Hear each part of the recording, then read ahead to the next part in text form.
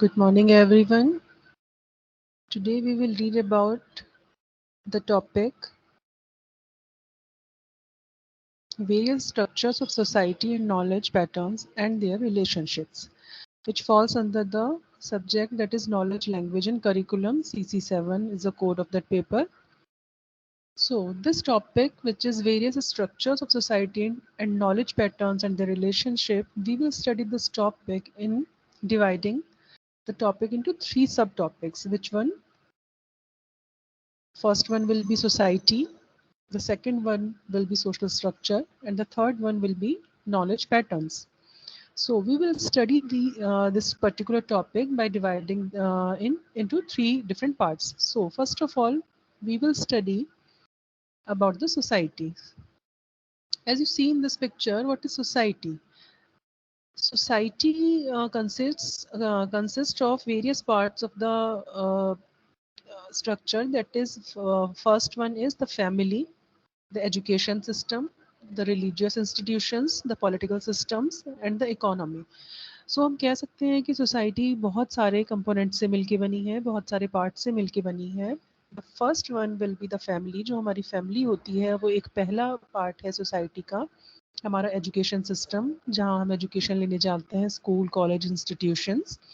और हमारे रिलीजियस जो हमारा स्ट्रक्चर्स है, हम जहाँ भी किस भी रिलीजियस प्लेस पे जाते हैं, जो हमें वहाँ पर लोग मिलते हैं, everyone, that is part of religious structure. The political system जो गवर्न करता है हमें, गवर्नमेंट्स, उनकी अथॉरिटीज़, जो भी हमारा स्ट्रक्चर है वो पॉलिटिकल सिस्टम के अंदर आ जाता है. एंड द इकोनॉमी, जो अर्थव्यवस्था है समाज की, that is also consist of society. So society क्या है? अपने आप में डिफरेंट डिफरेंट पार्ट से मिलके बना हुआ एक स्ट्रक्चर है, दैट इज़ कॉल्ड सोसाइटी, जिसमें कि फैमिली भी आ जाती है, आपका रिलीजियस बिलीफ स्ट्रक्चर्स आ जाते हैं, आपका एजुकेशन, पॉलिटिकल सिस्टम आ जाता है, इकोनॉमी आ जाती है. So these five main parts society consist of these mainly five parts.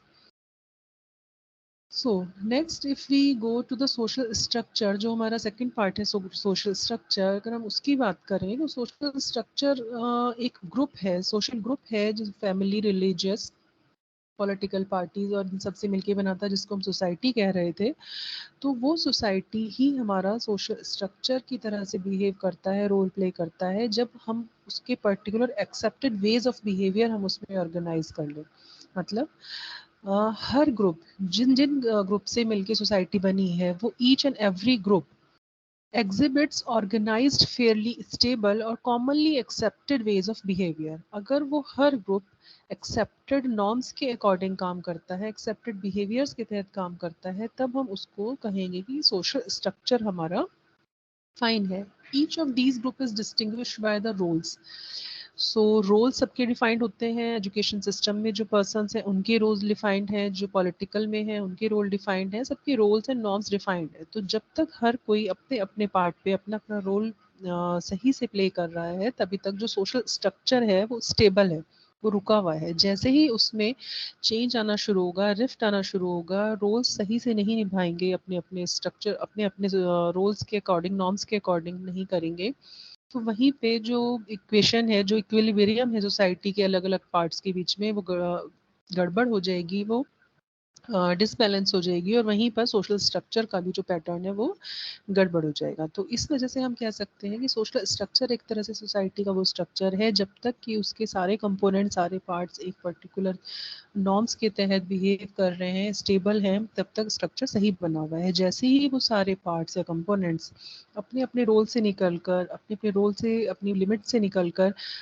Norms के अकॉर्डिंग बिहेव करना छोड़ देंगे, वहीं से वो स्ट्रक्चर जो है वो डिसबैलेंस हो जाएगा और हमारा सोशल स्ट्रक्चर खराब हो जाएगा. Each of these groups is distinguished by the roles of their members, goals they set out for themselves and the status attached to each of the roles within the group.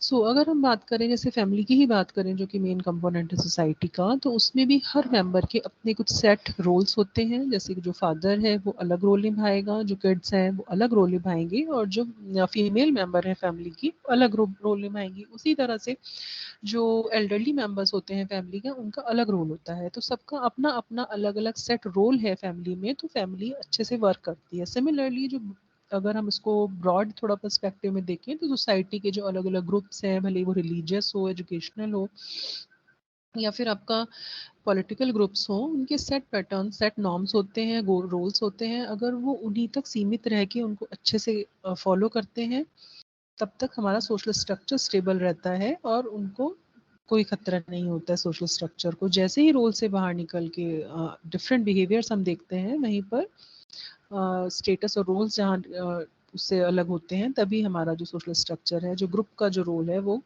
वहाँ पे खराब हो जाता है। In other words, a part may also be understood as a social institution and a social system comprises a number of social institutions. तो जो social institution है, जो जो सोसाइटी है, तो हम कह सकते हैं कि जब तक अपने वो रोल्स और अपने नॉर्म्स के अकॉर्डिंग बिहेव कर रहे हैं, तभी तक हमारा सिस्टम सही चल रहा है। हिंदी में अगर हम देखें तो समाज को परिवार, धार्मिक समूहों, राजनीतिक दलों या व्यावसायिक समूहों जैसे सामाजिक समूहों की बहुलता के रूप में सोचते हैं। तो इनमें से प्रत्येक समूह संगठित, स्थिर या व्यवहार के आमतौर पर स्वीकृत तरीकों का प्रदर्शन करता है। हर सदस्य द्वारा निभाई जाने वाली भूमिका निर्धारित लक्ष्य और समूह के भीतर प्रत्येक भूमिका से जुड़ी स्थिति से अलग किया जाता है। जैसे कि पॉलिटिकल जो रोल है, उसके मेंबर का पॉलिटिकल पार्टी की वो एक अलग रोल है। उसी तरह से मंदिर में या किसी और वर्शिप वाले प्लेस पे जो आपका पर्सन है, उसका एक डिफरेंट रोल है। जहाँ उन दोनों का आपस में क्लैश होगा या एक दूसरे के रोल्स में, एक दूसरे के रीजन वो एंटर करने की कोशिश करेंगे, वहीं पे हमारा सोसाइटल स्ट्रक्चर खराब हो जाएगा। तो हमारा जो दूसरे शब्दों में एक भाग को सामाजिक संस्था के रूप में भी समझा जा सकता है, और एक सामाजिक व्यवस्था में कई सामाजिक संस्थाएं शामिल होती हैं। तो जो सोशल स्ट्रक्चर है या सामाजिक व्यवस्था है, वो बहुत सारे कंपोनेंट से मिलके बना है। सिमिलरली जैसे कि सोसाइटी अलग अलग डिफरेंट कंपोनेंट्स एंड पार्ट से मिलके बनी थी। सो सबका बैलेंस में रहना और अपने अपने रोल में डिफाइंड रहना ज़रूरी है। So we can say that social structure, social system जो है वो इंक्लूड करता है groups, sub groups of various types interconnected by relational norms. जो सोसाइटी के तय नॉर्म हैं जो हमें फॉलो करने होते हैं एक सिविलाइज सोसाइटी में, उनके ग्रुप, जो ग्रुप और सब ग्रुप हैं सोशल सिस्टम के अलग अलग तरह के, उन सबको उनको मानना होता है। Roles of various types within the larger system and within the sub groups, each role system is also connected with other through rational norms. Rational norms के तहत वो जुड़े हुए होते हैं। Regulative norms governing sub groups and roles, cultural values भी जरूरी है। Therefore, social structure can be defined as a network of social institutions and social relationships. It consists of relatively stable and orderly interrelationship among various parts. Basically मतलब यही है कि जब तक कि रोल्स डिफाइंड हैं, उनके जो सेट नॉर्म्स हैं, उन्हीं पे वो फॉलो करते हुए आगे चलते हैं। सोशल रिलेशनशिप की अगर हम बात करें तो वो रिलेटिवली स्टेबल हमारी सोसाइटी रहती है, और अगर इंटर रिलेशनशिप वेरियस पार्ट्स के बीच में डिस्टर्ब होती हैं, तो सोसाइटी भी हमारी डिस्टर्ब हो जाती है। सो ये बात हुई हमारा फर्स्ट पार्ट, सोसाइटी और सोसाइटल स्ट्रक्चर, जो कि हमने फर्स्ट स्लाइड में डिस्कस किया था। तो सोसाइटी एंड सोशल स्ट्रक्चर दोनों आपस में जुड़े हुए हैं, दोनों के रोल डिफाइंड हैं तब तक ही जब तक वो इक्वेशन अच्छे से बैलेंस है सोसाइटी की, अदरवाइज वो डिस्टर्ब हो जाएगी।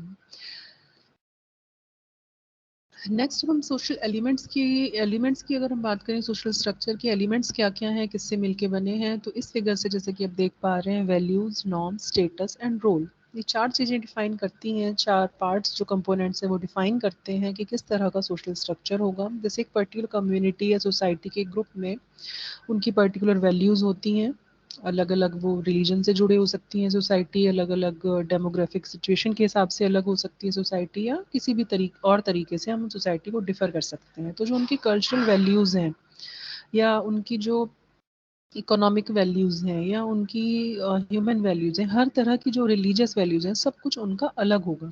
तो वैल्यूज़ डिफाइन करती हैं सोशल स्ट्रक्चर किस तरीके का होगा। वैल्यूज़ तो हम कह सकते हैं कि डिफाइन करती हैं सोशल स्ट्रक्चर को।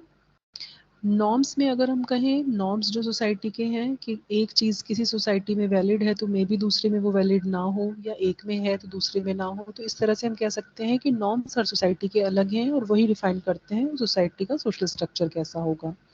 रोल्स जो हैं, हर पर्टिकुलर ग्रुप के, सब ग्रुप के जो भी मेंबर्स हैं, उनके रोल्स डिफाइन कर सकते हैं सोशल स्ट्रक्चर को। सिमिलरली तो स्टेटस से यहाँ पे आप समझ सकते हैं कि जो इकोनॉमिक स्टेटस है मेंबर्स का, वो अलग हो सकता है।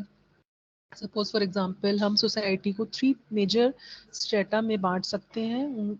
जैसे कि लोअर क्लास या पुअर क्लास हम कह सकते हैं, middle class and higher class. हर सोसाइटी में 3 स्ट्रेटा होते हैं इकोनॉमिकली जो डिवाइड करते हैं स्टेटस को। तो हमेशा हम ये देखते आए हैं कि पुअर या जो बिलो पॉवर्टी लाइन जो क्लास है, जो स्ट्रेटा है हमारी सोसाइटी का, या फिर जो हायर है, जो हायर इकोनॉमिकल जो स्ट्रेटा है, वो उन पे इतना भार नहीं होता, उन पे इतना बैगेज नहीं होता नॉर्म्स को फॉलो करने का, जितना मिडिल क्लास जो स्ट्रेटा है उस पर होता है। मिडिल क्लास सबसे ज़्यादा लेके चलता है नॉर्म्स, सोसाइटी के वैल्यूज़ और रोल्स को डिफाइन करता है। तो ये हम हर सोसाइटी में देखते हैं कि जो मिडिल क्लास है वही हमारा उनको नॉर्म्स की या वैल्यूज़ की उस सोसाइटी में, उस कम्युनिटी, उस पर्टिकुलर सोसाइटी में ज़्यादा उनको फ़र्क पड़ता है उस चीज़ का कि हमारे नॉर्म्स या वैल्यूज़ से हमें इधर उधर ज़्यादा नहीं जाना है और उसी पर सेट पैटर्न पर हमें चलना है। सो बेसिकली 4 ये पार्ट्स हैं जो कि सोशल स्ट्रक्चर या सोसाइटी का स्ट्रक्चर डिसाइड करते हैं और उसको डिफाइन करते हैं। Now we will come on to the third one, the third topic, that is the knowledge pattern. तो नॉलेज पैटर्न हमारे जो होते हैं, जैसे कि इस डायग्राम में भी आप देख पा रहे हैं कि नॉलेज को किस पैटर्न में कोई सोसाइटी एक्सेप्ट करती है या गेन करती है। नॉलेज गेन करने का सोर्स या पैटर्न किस तरीके का है उस पर्टिकुलर सोसाइटी का। सो बेसिक जो पैटर्न होता है दैट इज़ डेटा।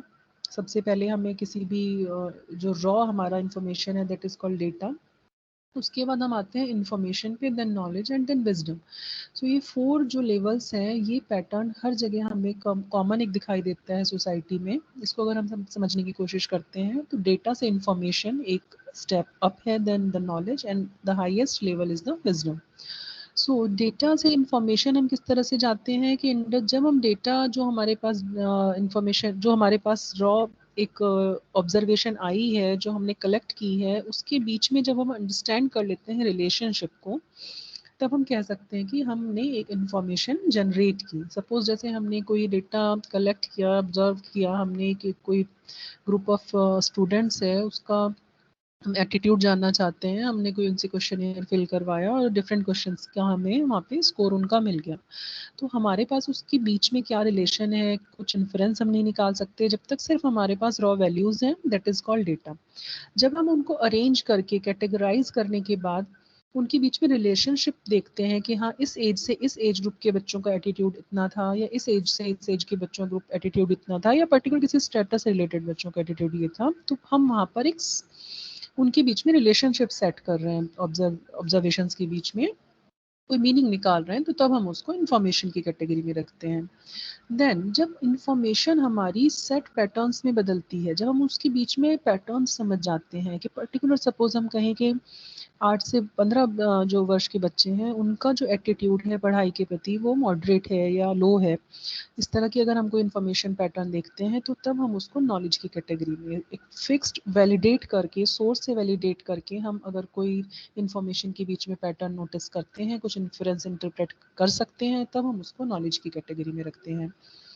नॉलेज अब हमारे पास जब जनरेट हो जाती है तो उसको जस्टिफाई कर सकते हैं, वैलिडेट कर सकते हैं different different laws and principles के थ्रू, और उसके बाद हम उसको विजडम की कैटेगरी में ले आते हैं जब वो वैल्यू सिस्टम में हमारे ऐड हो जाता है या हम कोई जजमेंट पास कर देते हैं। तो ये 4 जो स्टेप्स हैं, इंक्रीजिंग ऑर्डर में विजडम तक जाएंगे हम, data to information to knowledge and then to wisdom, और विजडम से जब हम नीचे आते हैं तो कॉम्प्लेक्सिटी घटती है, wisdom, knowledge, information and then data, decreasing complexity होगी और जाएंगे तो कॉम्प्लेक्सिटी बढ़ेगी। सो पैटर्न जो है नॉलेज का, वो बेसिक स्ट्रक्चर यही रहता है किसी भी सोसाइटी या सोशल स्ट्रक्चर में। अगर हम नॉलेज गेन करते हैं किसी भी तरीके की, तो हमारा सेट पैटर्न जो है वो यही रहता है। तो ये हमारा आज का टॉपिक था, जो कि था सोसाइटी और social structure, society and knowledge patterns, और उनके बीच में रिलेशनशिप क्या है। तो हर सोसाइटी का, अब हम देखें, सोसाइटी, सोशल स्ट्रक्चर और knowledge pattern, different different set norms, values and roles होते हैं, उसके अकॉर्डिंग वो वर्क करता है different different educational, political, economic अलग अलग लेवल पे, और किस तरीके से नॉलेज, वो किस तरह की नॉलेज वो गेन करना चाहता है, एम्स एंड ऑब्जेक्टिव, उसी तरीके की वो डेटा, इन्फॉर्मेशन, नॉलेज और विजडम के बीच में पैटर्न सेट करती है society. So this is the topic, thank you so much.